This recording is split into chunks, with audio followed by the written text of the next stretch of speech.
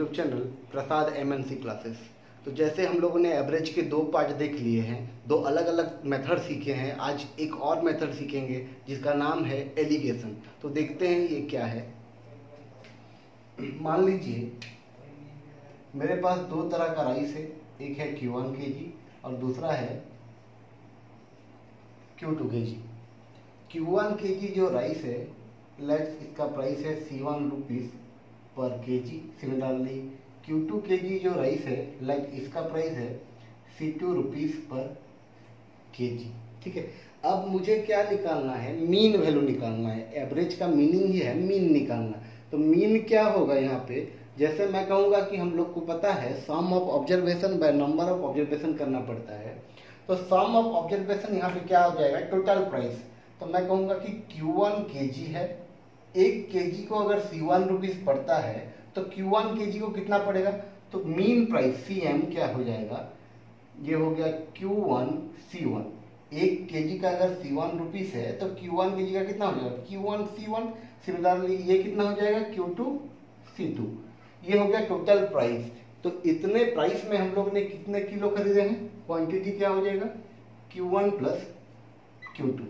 ठीक है, अब यहाँ से जो मीन निकालने से पहले अगर मैं इसको थोड़ा सा मॉडिफाई करूँ, थोड़ा सा अरेंज करूँ इस तरह कि ये Q1 Q2 को इधर मल्टीप्लाई कर दूँ, तो ये हो जाएगा CM Q1 plus CM Q2 which is equal to Q1 C1 plus Q2 C2। अब Q1 को एक साइड और Q2 को अगर एक साइड किया जाए तो ये कुछ इस तरह हो जाएगा। Q1 कॉमन गया तो CM minus C1 which is equal to Q2 common गया तो C2 माइनस CM। और मैं कह सकता हूँ Q1 by Q2 is equal to C2 minus CM by CM minus C1। ठीक है, तो ये जो हम लोग का रेशियो निकल के आया है, ये क्या दर्शाता है, क्या दिखा रहा है कि क्वांटिटी का जो रेशियो है ये कॉस्ट डिफरेंस के रेशियो के साथ बराबर होगा। तो जैसे हम लोगों ने मेथड 1 कैसे निकाला था कि एक ट्रेडिशनल मेथड जो था उसे थोड़ा मॉडिफाई करके हम लोगों ने मेथड 1 निकाला था, इसी तरह भी एलिगेशन कैसे होगा। जो हम लोग का ये नॉर्मल मीन निकालने का वे है, इसे हम लोग अगर थोड़ा मॉडिफाई करके इस तरह लिख सकते हैं कि C1 C2 ये दो प्राइस होगा। ये Q1 kg राइस का प्राइस है और ये Q2 kg राइस का प्राइस है। हमें क्या निकालना है? Mean value. तो ये कुछ इस तरह हो जाएगा C2 माइनस CM और ये होगा CM माइनस C1, जहां पे कंडीशन कुछ इस तरह होगा C1 less than CM less than C2। ठीक है, तो ये जो मेथड है, ये जो रिप्रेजेंटेशन है, हम लोग का जो मीन निकालने का नॉर्मल वे था, हम लोग जस्ट उससे थोड़ा सा अलग वे से रिप्रेजेंट किए हैं, इसी को ही एलिगेशन कहा जाता है। अब हम लोग देखते हैं। अच्छा, एक और बात है एलिगेशन में, ये जो मीन वैल्यू होता है, ठीक है, ये मीन वैल्यू हमेशा ये पॉइंट क्या रहता है? No profit no loss.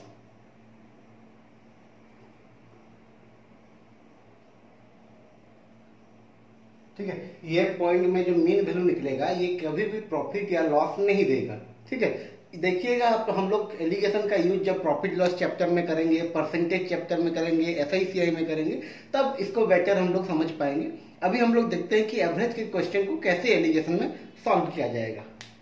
Okay, तो पॉइंट ये है कि हम लोग कैसे जानेंगे कि किस क्वेश्चन में एलिगेशन हम लोग यूज कर सकते हैं और किस में नहीं कर सकते। तो उसके लिए हमें ये जानना पड़ेगा कि एलिगेशन कहाँ यूज किया जा सकता है, जहां पे हमें मीन निकालना पड़ेगा। जैसे मान लीजिए एक क्लास है, तो क्लास में टोटल कितना पास हुए हैं, तो मैं कहूंगा पास परसेंटेज है लाइक 80%। ठीक है, टोटल क्लास में कितने परसेंट पास हुए हैं? 80%। अब क्लास को अगर दो हिस्सों में डिवाइड किया जाए तो किस तरह होगा? एक साइड बॉयज रहेंगे और एक साइड गर्ल्स रहेंगे। ठीक है, इस तरह हम लोग क्लास को दो हिस्सों में डिवाइड कर सकते हैं। अब मैं कहूंगा, मान लीजिए बॉयज पास हुए हैं 65% एंड गर्ल्स पास हुए हैं 90%। लेट ठीक है। मान लीजिए बॉयज कितने पास हुए हैं 65% और गर्ल्स कितने पास हुए हैं 90% और ओवरऑल क्लास में कितने पास हुए हैं तो 80%। तो यहाँ पे क्या हो रहा है, जब मैं बॉयज एंड गर्ल्स ये दो अलग अलग पार्ट को मिक्स करूंगा और जब मैं इन दोनों का मीन वैल्यू निकालूंगा तो किसका मीन निकलेगा, क्लास का मीन निकल जाएगा। ठीक है, क्योंकि बॉयज और गर्ल्स दोनों को मिला के क्लास होता है। ठीक है, तो जो भी क्वेश्चन हम लोग को दो पार्ट अलग अलग पार्ट दिया हो और दोनों को मिक्स करने से जो मीन पार्ट आता हो, ऐसा रहे कोई भी क्वेश्चन रहे, वो प्रॉफिट लॉस का हो, SICI का हो या कोई और चैप्टर का क्यों ना हो, अगर हम लोग का कंडीशन क्या रहेगा कि एक मीन पार्ट है और एक होल पार्ट है, होल पार्ट का दो अलग अलग हिस्सा है, पार्ट 1 और पार्ट 2, और सारे हिस्सों के बारे में और सारे पार्ट एंड मीन के बारे में हम लोग को एक सिंगल वेरिएबल के बारे में बताया गया हो। जैसे यहाँ भी पास परसेंटेज गिवन है, यहाँ भी पास परसेंटेज, यहाँ भी पास परसेंटेज। तो ये जो वेरिएबल है परसेंटेज, पास परसेंटेज, तो ये हर जगह सेम होना चाहिए। ऐसा ना हो कि यहाँ पे पास दिया हो और यहाँ पे फेल दिया हो। मान लीजिए यहाँ पे बॉयज फेल हुए हैं बोला रहता कितने 35%, ठीक है, और यहाँ पे पास वैल्यू दिया हो रहता और यहाँ पे पास दिया रहता, तो हम लोग को फेल से फिर से पास निकालना पड़ता, क्योंकि एलिगेशन में हर पॉइंट का जो वेरिएबल रहेगा वो सेम रहेगा। अगर पास परसेंटेज गिवन है तो हर पॉइंट पे पास परसेंटेज देना चाहिए। अगर ना हो, जैसे मान लीजिए बॉयज का फेल वैल्यू दिया हुआ था, तो हम लोग को वहां पे पास वैल्यू निकालना पड़ेगा। ठीक है, तो इस टाइप के क्वेश्चन में हम लोग एलिगेशन पुट कर सकते हैं। ठीक है, तो जैसे हम लोग का फर्स्ट क्वेश्चन कहता है कि the average age of 17 student of A class is 22 year. तो कितने स्टूडेंट हैं 17 स्टूडेंट है। ये क्या है, क्वांटिटी गिवन है कि 17 स्टूडेंट हैं, उनका एवरेज क्या है, तो एवरेज है 22 ईयर्स, 22 ईयर्स। अब देखिए 17 स्टूडेंट को मैं किसके साथ मिला रहा हूं, तो एक टीचर है, तो 17 स्टूडेंट और एक टीचर मिल के एक ग्रुप बन रहा है, एक होल पार्ट बन रहा है। तो जो एक टीचर है इसका जो भी एज होगा, मान लेते हैं x है उसका एज, तो उसका एवरेज वही होगा, क्योंकि अगर एक वैल्यू है तो मैं ऑलरेडी बोल चुका हूं कि एक ऑब्जर्वेशन का वैल्यू है वही उसका एवरेज होगा। ठीक है, अगर दो जन होते तो बाय 2 होता सम होके। ठीक है, तो एक जन का एवरेज क्या है, मान लेते हैं टीचर का एज है x।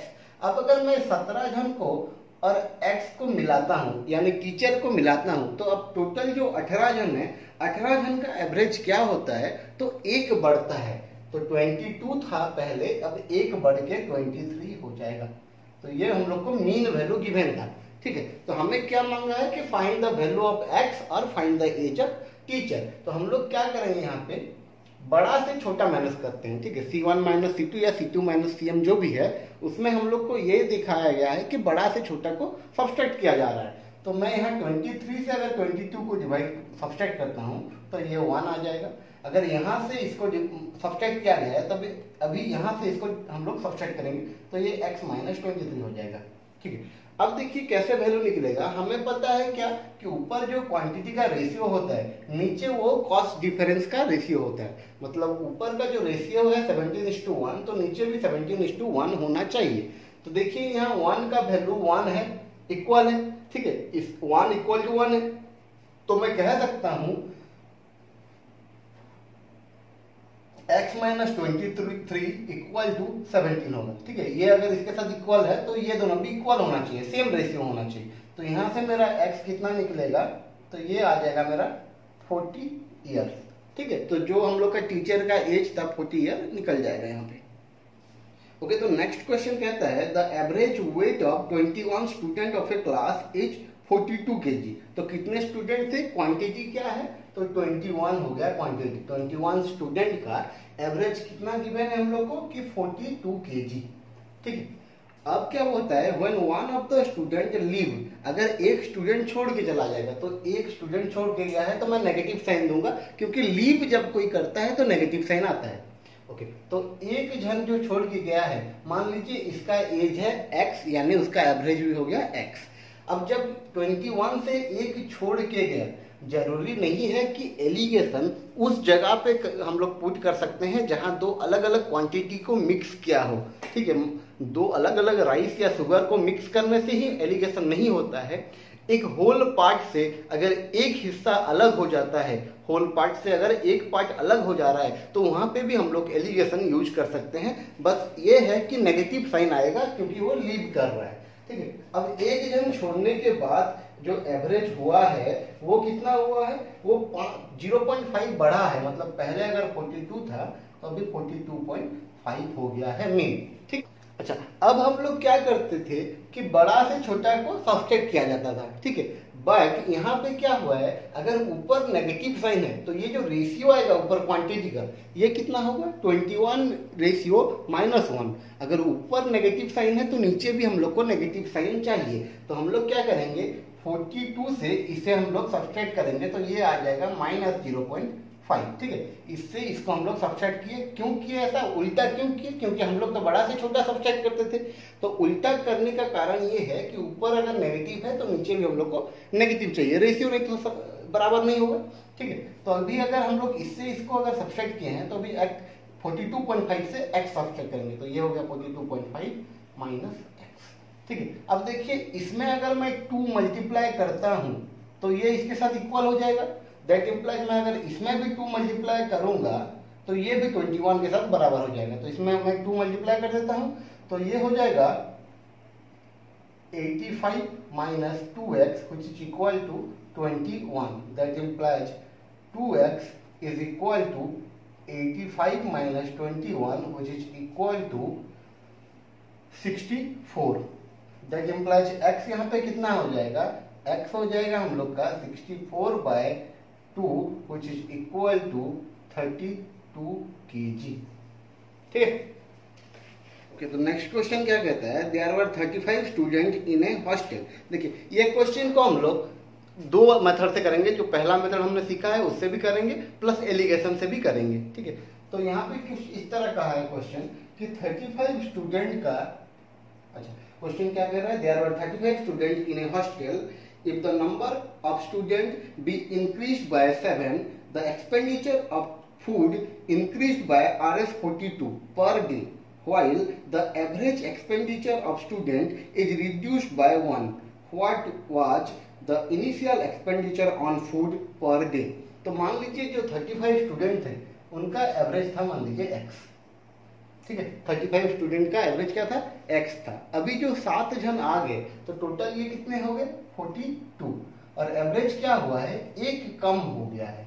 ठीक है, एवरेज क्या हुआ है, एक कम हो गया है। क्वेश्चन में मेंशन किया है कि while the average expenditure of student is reduced by 1, तो एक कम हो गया। तो यहाँ से ये कितना बढ़ा है, 7 बढ़ा है, और ये एक कम हुआ है तो ये इसके साथ मल्टीप्लाई होगा और ये इसके साथ मल्टीप्लाई होगा। तो ये हो गया 7x minus 7 minus 35 which is equal to क्या है हम लोग का फॉर्म ऑफ ऑब्जर्वेशन, जो वैल्यू गिवन है 42 रुपीज जो गिवन है। ठीक है, तो इसको अगर हम लोग सॉल्व करते हैं तो ये हो जाएगा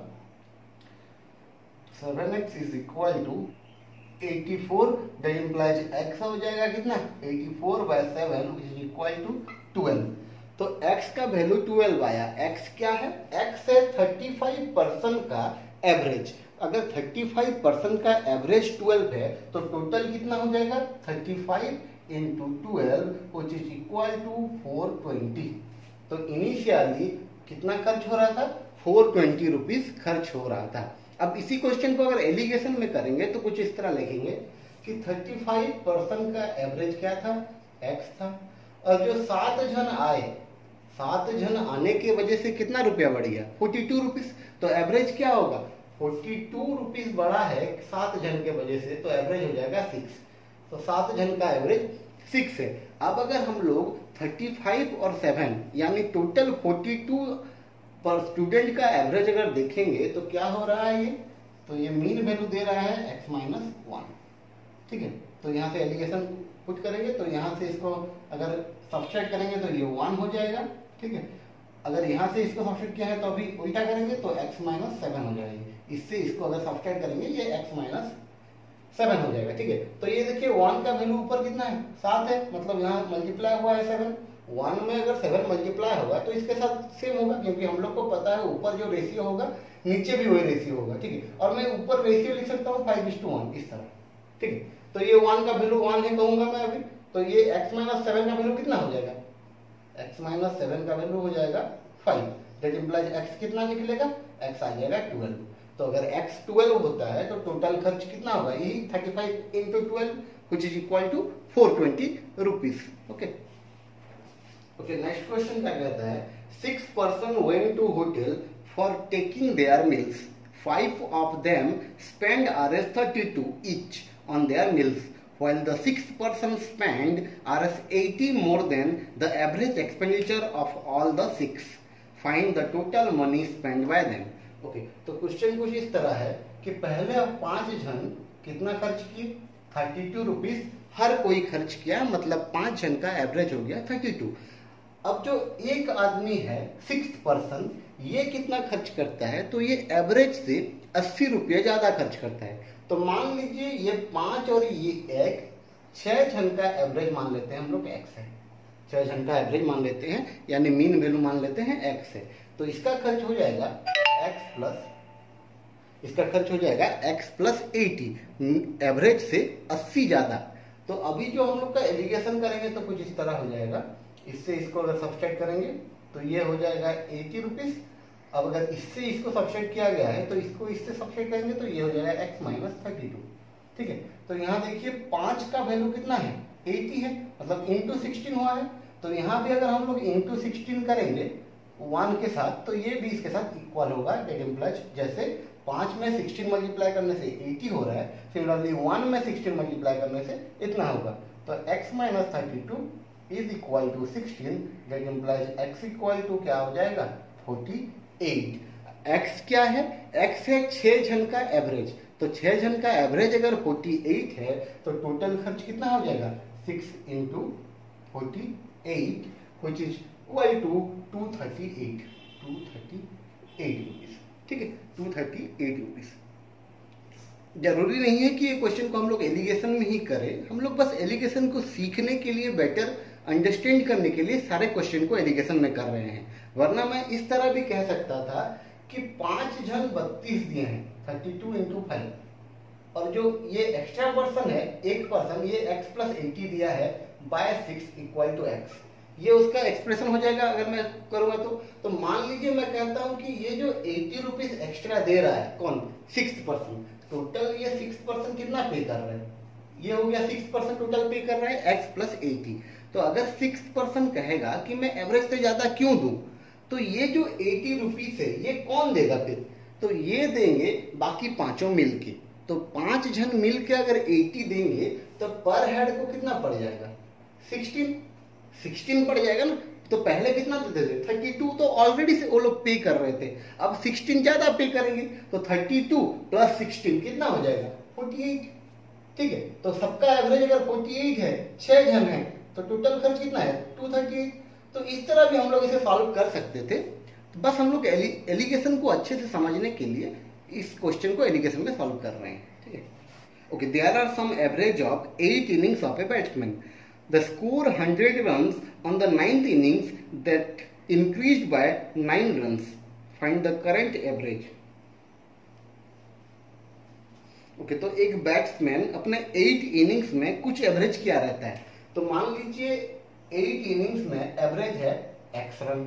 ठीक है, अब जो वो 9th इनिंग्स खेलता है, 9th इनिंग्स खेलने के वजह से उसका एवरेज कितना बढ़ जा रहा है, तो 9 बढ़ जा रहा है। तो यहाँ से ये 9 बढ़ा है और ये 1 बढ़ा है, तो ये इसके साथ मल्टीप्लाई होगा और 1 इसके साथ मल्टीप्लाई होगा।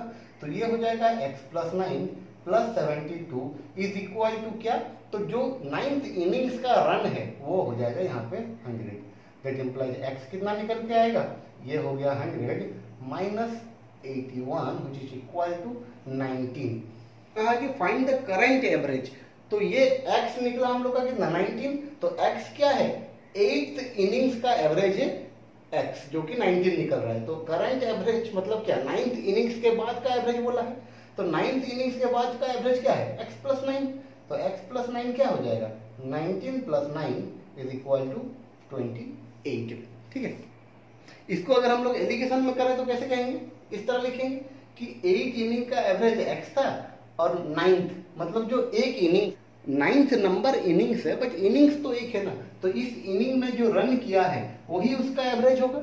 8 इनिंग्स का एवरेज x है और 9वां इनिंग का एवरेज कितना है, 100 है, और टोटल 9 इनिंग्स का एवरेज क्या है, तो ये है x प्लस 9।